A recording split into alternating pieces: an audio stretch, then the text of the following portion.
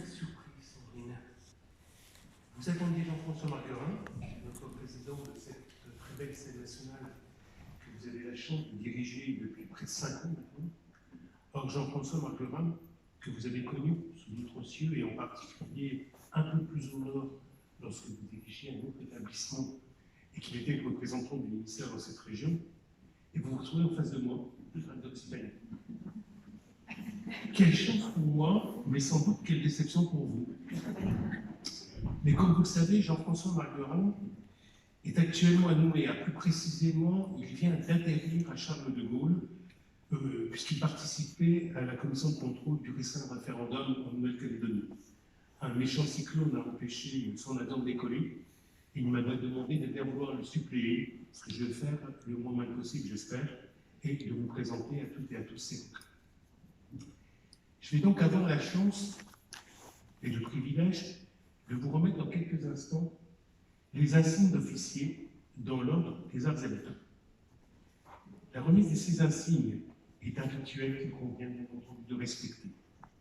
Non seulement parce que je pense qu'il faut qu'il y ait un certain protocole, mais également les rites sont importants dans nos vies, dans nos sociétés, et je ne voudrais pas y déroger. Il y aura une seule exception à la règle, il n'y aura pas l'accolade traditionnelle, respect des règles sanitaires oblige, et ça c'est ce que je regrette le plus. Il me revient donc de retracer le parcours du récipiendaire, de la récipiendaire particulièrement, et d'expliquer pourquoi vous recevez cette distinction. Ce parcours sera totalement sélectif, partiel. Vous ne serez peut-être pas totalement d'accord avec ma vision des choses, et j'espère que vous n'allez pas rougir par un excès de modestie qui vient de votre parcours, malgré votre jeune âge, est extrêmement riche et diversifié, mais marqué par de grandes constances qui marquent votre opiniâtreté et votre grande rigueur. J'en retiendrai deux. Votre goût pour les voyages, et en particulier pour l'international, et votre passion sans borne pour la culture sous toutes ses formes. En fait, ce qui est sous-jacent à tout cela, c'est votre inépuisable curiosité et votre volonté permanente d'aller à la rencontre des autres. Et j'ai envie de rajouter votre bonne humeur, et ça, c'est un trait que tout le monde ici le connaît. Votre passion personnelle pour les arts et lettres remonte à l'enfance, puisqu'on m'a rapporté que dès 4 ans, vous lisiez vos premiers romans sous la couverture, au grand désespoir de vos parents, que je salue, puisque je crois qu'ils sont ici, et qui auraient aimé vous voir dormir, mais que vous préfériez lire. On m'a également rapporté qu'à l'adolescence, vous avez créé votre première gamme de sacs et d'objets artisanales sous la marque CSC. Mais l'histoire ne dit pas ce qui se cache ces sigles, ni même le succès de cette marque. Peut-être on peut en retrouver dans quelques magasins de cette type. Très jeune, vous êtes parti à la découverte du monde, puisqu'à l'âge de 10 ans, dans le sillage familial, vous allez vivre 2 ans à Djibouti. 2 années extraordinaires de découverte et d'apprentissage de la vie. Vous avez ainsi pu explorer les confins de cet État, allant marcher sous la banquise de celle du lac Assal ou les sources d'eau chaude du lac Abé, pratiquant la plongée aux îles Moucha ou Massac. Vous avez gardé de ces années un goût immodéré pour les grands espaces et une admiration pour la vitalité d'un continent et de ses habitants, capables de traverser toutes sortes d'épreuves et parfois extrêmement nombreuses avec fierté et philosophie. De retour en France, vous entamez un parcours universitaire en lettres modernes et entre autres au lycée Joffre de Montpellier, en classe prépa, Cannes, puis Cannes, et c'est au cours de ces années d'études que vous découvrez Sète, dont la beauté et la qualité de la lumière vous ont déjà profondément marqué. Peut-être là un signe avant-coureur de votre présence ici. C'est sans doute à cette époque que vous tenez un sens joyeux de la fête et de la convivialité, et également de la connaissance de la DRAC. Parce que les agents de la DRAC m'ont rapporté que vous la fréquentiez assidûment à l'âge de 18-19 ans. Pas forcément pour chercher des subventions auprès de la conseillère théâtre ou du directeur, mais le soir, à l'invitation de la fille du directeur de l'époque qui organisait des fêtes dans les jardins et dans l'appartement de fonction. À Après ces 2 années, vous poursuivez vos études en licence de lettres modernes à la Sorbonne et vous logez chez une femme que vous qualifiez vous-même d'incroyable, qui avait vécu au Japon et qui avait connu Colodel. Vous voyez ces petits cailloux de petits poussés qui marquent votre parcours. Un seul écart à cette époque, et j'ai un peu de mal à vous le pardonner, ce parcours marqué par l'art et la culture, c'est une expérience chez le Quick du boulevard Saint-Michel, qui vous fâche définitivement avec les frites et son odeur. Mais il faut bien vivre et payer ses études et des places au théâtre. Le pass culture n'existait pas à l'époque. Mais vous avez largement compensé avec toutes sortes de stages afin de vous forger une expérience, déjà au ministère de la Culture, à la direction de l'administration centrale, au service de la communication, au service patrimoine, pour les mots des jardins, à un théâtre des villes ou encore à la Comédie Française. Puis c'est l'arrivée décisive à la réunion des musées nationaux pour une quinzaine d'années, pour différents postes, mais surtout 4 années formidables à Rome, où vous aviez en charge la structuration de la filiale italienne, et vous avez là aussi logé quelques temps à la Villa Médicis, avec vue sur le Vatican. Là, vous y avez appris l'italien, renouant avec une partie de vos origines familiales, langue qui ne vous quitte pas, et qui m'a d'ailleurs beaucoup surpris la première fois que je vous ai appelé sur votre portable, et je suis tombé sur un message de la langue de Dante ou d'Hélène Ferrante. La filiale de la RMN ferme, et vous revenez à Paris, mais l'Italie vous manque, et assez vite, vous revenez à Rome, à l'ambassade de France. Et vous y rencontrez un certain Jean-François Marguerin, qui travaillait dans le réseau du ministère des Affaires étrangères. Il était en poste à Casablanca, je crois, à l'époque. Vous quittez le monde des musées pour vous rapprocher de ceux du spectacle vivant. Vous êtes en charge de plusieurs festivals, de danse, de théâtre et surtout de musique, puisque vous avez monté 150 concerts en 2011 pour fêter les 150 ans de l'unité d'Italie. En 2012, la présidente du musée Picasso vous appelle auprès d'elle pour préparer la réouverture de ce nouvel établissement suite à la campagne de travaux de l'Hôtel Salé. Le monde des musées vous rattrape, mais pas pour longtemps. Les artistes et cette émotion si singulière du plateau, du contact direct de l'artiste et du public vous manquent. Et c'est vrai que lorsqu'on a goûté à ces moments, il est particulièrement rare de s'en séparer définitivement. En 2014, donc, vous candidatez et vous êtes retenu à la direction du toboggan à Dessines, ville à côté de Lyon, qui est alors labellisée scène conventionnée pour la danse.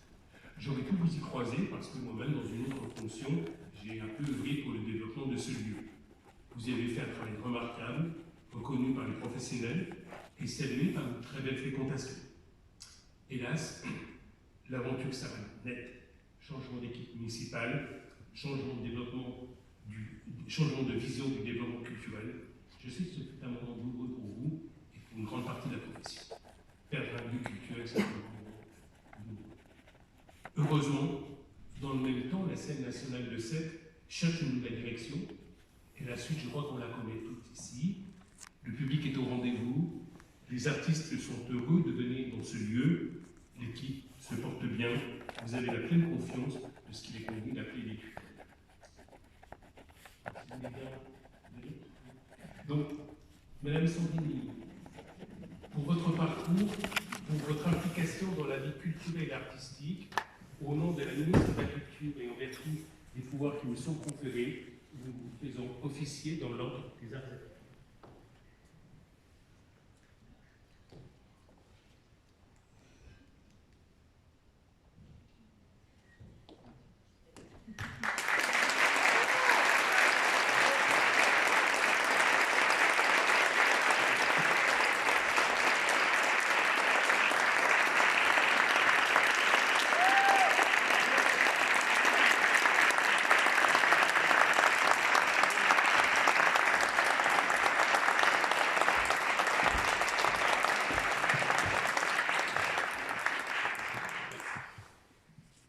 Merci beaucoup, cher Michel. C'est beaucoup d'émotions et je crois qu'il y a des petites fourmis qui ont œuvré pour envoyer des petites infos sur moi. Les anecdotes.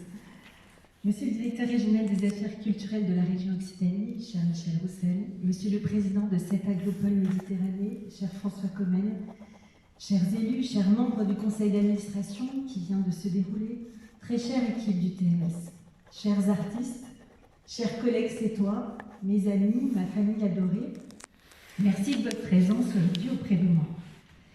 Lorsqu'il y a maintenant 2 ans, j'ai reçu par la poste une grande enveloppe avec un document cartonné qui a aiguisé la curiosité de ma chère Clémence, mon assistante, indiquant que le ministre de la Culture me décernait cette médaille. J'avoue avoir eu un grand moment d'émotion. En premier lieu parce que je m'y attendais vraiment pas. Ensuite parce que recevoir cette distinction à Sète, à la direction de cette magnifique maison, m'a particulièrement touchée. Pourtant, travailler pour le service public des arts et de la culture, je l'ai choisi il y a 28 ans, sans plan de carrière aucun et sans attrait particulier pour les médailles et autres reconnaissances. Mais avec la ferme volonté chevillée au corps de tout mettre en œuvre pour placer l'art et les artistes au cœur de ma vie professionnelle, j'ai même envie de dire au cœur de ma vie tout court. De mon premier stage au ministère de la Culture, à la direction de la filiale de la Réunion des musées nationaux, à Rome, comme Michel le disait, de la direction des publics au musée national Picasso, à la direction d'une scène conventionnée pour la danse, puis d'une scène nationale ici, dans ce cadre exceptionnel du théâtre Molière, certainement un des plus beaux théâtres à l'italienne de la France. D'habitude, je dis du sud de la France, mais aujourd'hui, on peut dire de la France. Je n'ai eu de cesse d'œuvrer pour permettre au public de rencontrer les œuvres et les artistes, de travailler à rapprocher les publics de ce moment magique de la création. Lorsque je travaillais dans les musées, j'avais pour habitude de dire aux scolaires que nous recevions « Soyez fiers des œuvres que vous découvrez ici exposées, car elles sont notre patrimoine commun, et en cela, elles appartiennent un peu à chacun d'entre nous. Ce n'est pas pour autant qu'il faut partir avec l'une d'entre elles sous le bras, mais il faut s'enorgueillir du fait qu'elles sont notre patrimoine et ne jamais se sentir illégitime à pousser les portes pour venir les admirer. » Vous l'avez compris, la question du public est pour moi au centre de tout. C'est pour lui que nous travaillons. Respecter les habitants d'un territoire, c'est se souvenir que nous sommes garants de l'argent public engagé sur les projets, ne jamais oublier personne et s'adresser à tous ceux, de ceux qui ont déjà les clés, comme aux plus éloignés de notre champ, les plus fragiles de notre société. C'est ce combat inlassablement qui a guidé mes engagements. Comment faire se rencontrer l'art et la création avec les habitants, comment désacraliser tout en respectant l'œuvre et comment faire maison commune. Car en ces temps de fracture de notre société, s'il y a bien un endroit qui nous permet de vibrer à l'unisson, au-delà de nos différences d'origine, de culture, d'opinion, de religion, c'est bien le chant de l'art et de la création, ce chant du sensible, celui qui parle directement à notre cœur, ce gonflement de la poitrine et du bouleversement, petit bourdonnement dans les tempes que nous avons tous au moins une fois éprouvé dans une salle de spectacle, lorsque l'émotion soudain nous traverse, nous bouleverse et nous rend un peu plus vivants. On m'a souvent demandé lors de mes 2 séjours à Rome, ces 7 ans au total passés dans la ville éternelle, si je me sentais plus italienne ou française. Pour moi, il n'y a pas de doute, même si j'ai tendance à agiter habituellement les mains quand je parle et que je me sens italienne de cœur, je suis avant tout fille de la République française. Cette République de l'égal accès à l'éducation, à la santé, à la justice, à la culture, c'est ce modèle que des maisons comme la nôtre défendent grâce au soutien de l'État et des collectivités, jour après jour inlassablement. Ce métier, il m'a nourri plus que tout. Voir porter en triomphe la chorégraphe Nadia Meugré par des collégiens de l'Est lyonnais à la fin de son spectacle Quartier Libre, parce qu'elle avait su tresser avec eux lors des ateliers effectués en amont un lien si fort, entendre chanter il y a quelques mois un jeune élève du CFA de Sète dans le cadre d'un projet autour de l'accueil du chorégraphe Fouad Moussouf, une chanson en arabe d'une voix assurée et magnifique alors même qu'il avait d'importants problèmes d'élocution à l'oral, voir le public des 3 galeries ici se lever dans un même mouvement à la fin de Romances Inciertos de François Chignot et Nino Lenné, lire ému les lettres des spectateurs enthousiastes reçus suite au spectacle Brassens à 100 ans de François Morel. Et puis, au milieu de ces moments de grâce, il y a ceux de solitude où il faut tenir, avancer à tout prix, faire preuve de beaucoup d'humilité. Petite liste en forme de tragicomédie des moments de solitude d'une directrice de théâtre. Subir le déclenchement du dispositif anti-incendie lors de la première d'un spectacle, entraînant l'évacuation de 500 personnes, assister à l'impuissance du SIA, donc nos agents de sécurité, qui ne réussissent pas à faire la levée de doute dans les délais impartis et ne pas réussir à reprendre le spectacle. Ça, c'était à Lyon. Assister impuissante au pétage de plomb en direct d'un artiste pendant son spectacle, parce que des élèves peu respectueux ont perturbé le dispositif sonore, et être tellement tétanisé que l'on ne réussit pas à prendre la parole après cela. Voir dans son bureau arriver Nicolas, notre régisseur lumière, un jour d'octobre 2018, totalement affolé pour annoncer que la saison est complètement foutue parce qu'un technicien de maintenance a accidentellement déclenché le grand déluge et qu'en moins d'une minute, 12 mètres cubes d'eau se sont déversés au plateau. Devoir annoncer devant toute l'équipe de Nous l'Europe le soir du 13 mars 2020 que le spectacle ne jouera pas parce qu'un truc étrange que l'on appelle le confinement commence. Et puis après, quand même, commander des huîtres et des tiels pour tout le monde et faire chanter au foyer le groupe de la chorale de Metz qui a travaillé pendant des mois les partitions du spectacle, en ne sachant pas trop ce qui se prépare, mais que si ce soir-là on partage ce moment au mieux, cela ne devrait pas trop mal se passer quand même. Il faut, comment dire, des nerfs et un moral d'acier pour toutes ces traversées. Pour autant, il est important de tout remettre à sa juste place et de relativiser. Nous ne sauvons pas des vies. Comme j'ai l'habitude de dire, nous ne sommes pas des chirurgiens du cœur, peut-être un peu de l'âme. Et surtout, nous ne sommes pas seuls. C'est en équipe que nous pouvons affronter ces épreuves et les dépasser, trouver des solutions pour que jour après jour se déploie l'art sous toutes ses formes. Je tiens à ce propos à rendre hommage aux différentes équipes avec lesquelles j'ai eu la chance de collaborer. À Rome, à la Galleria Nazionale d'Arte Moderna, à la tête du département des publics de la RMN, au Musée National Picasso, et surtout ici, au TMS. Vous, hommes et femmes des métiers de la culture, fortement engagés, aimant votre outil de travail, le chérissant, dévoués au public, mobilisés au service du plus grand nombre, ne comptant pas vos heures, équipe inquiète, bien sûr, avec la crise sanitaire que nous traversons, et inquiète aussi des fortes mutations qui ébranlent notre secteur tout entier et qui menacent le vivant au bénéfice d'un monde des écrans. À vous, je veux dire merci et partager ce moment de reconnaissance qui est pour moi le résultat d'une aventure humaine et collective. Je tiens à vous dire combien votre engagement est précieux quand le doute surgit.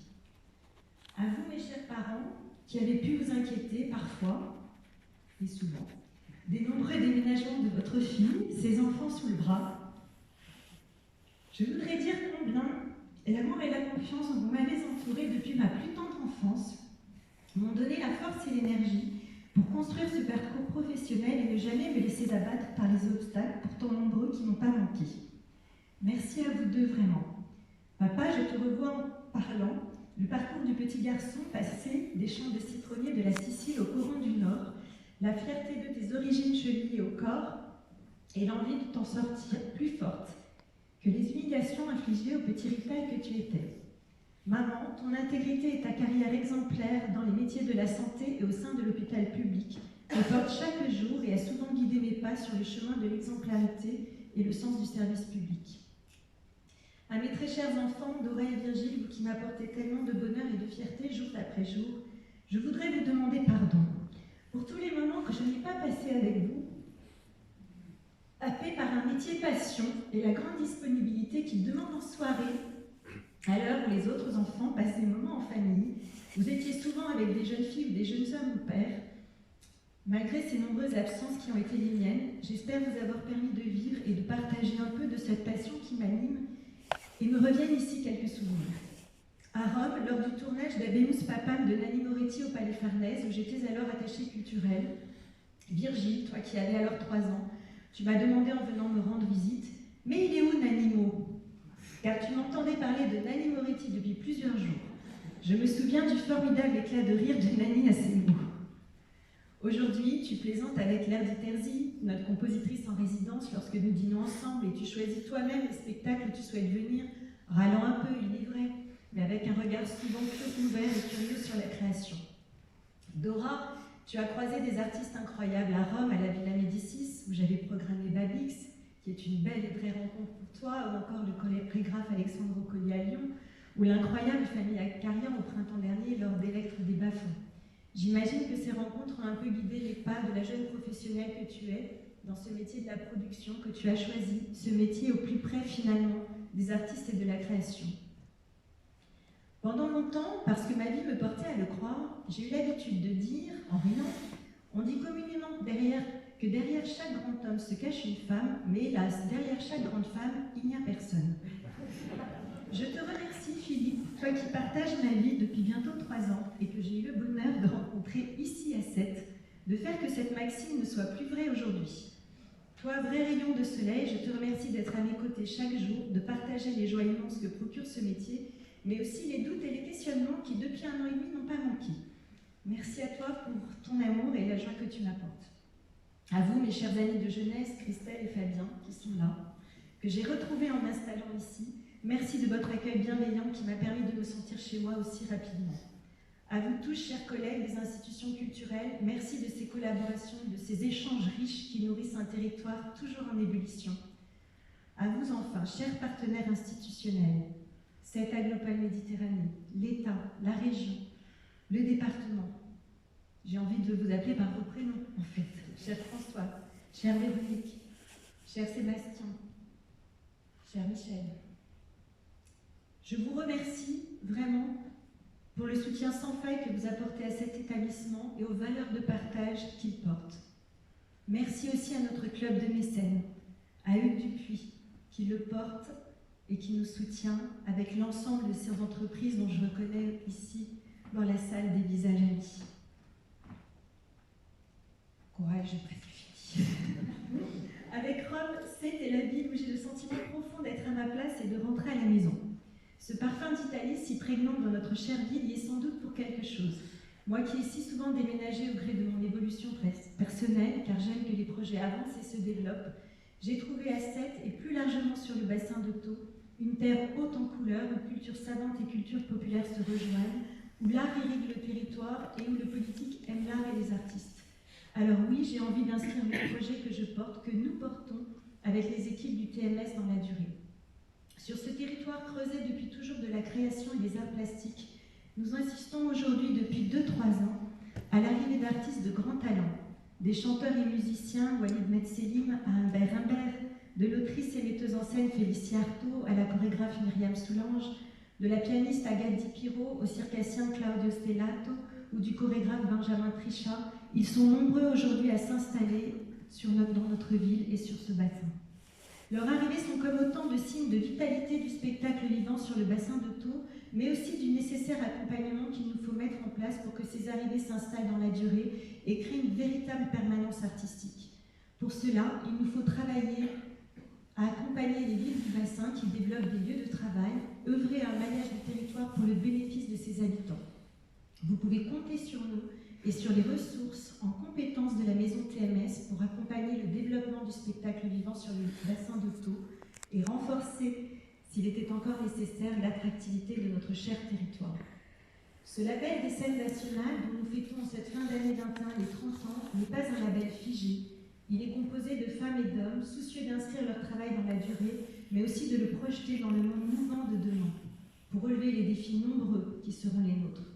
Nous saurons être, ici, ce laboratoire créatif au service de la création et d'un territoire. Delphine Herbiller, cette femme rabbin extraordinaire avec laquelle je discutais hier matin d'un futur projet sur l'identité que nous accueillerons à l'automne 23, me disait une chose très juste. Nous sommes plus les enfants des livres que nous lisons que de nos propres parents. Ce qu'elle voulait dire par là, c'est que les livres que nous traversons ou qui nous traversent nous construisent et nous accompagnent. C'est exactement ce qui se passe avec le spectacle vivant. Nous sommes d'une certaine manière les enfants des artistes et de leur création. Ils nous ouvrent des chemins de pensée vers lesquels nous ne serions pas allés. Ils nous questionnent, nous font grandir, évoluer. Ils sont des alliés précieux sur un chemin de vie. Alors merci à l'art et aux artistes sans lesquels rien de tout cela ne serait possible. Merci à vous.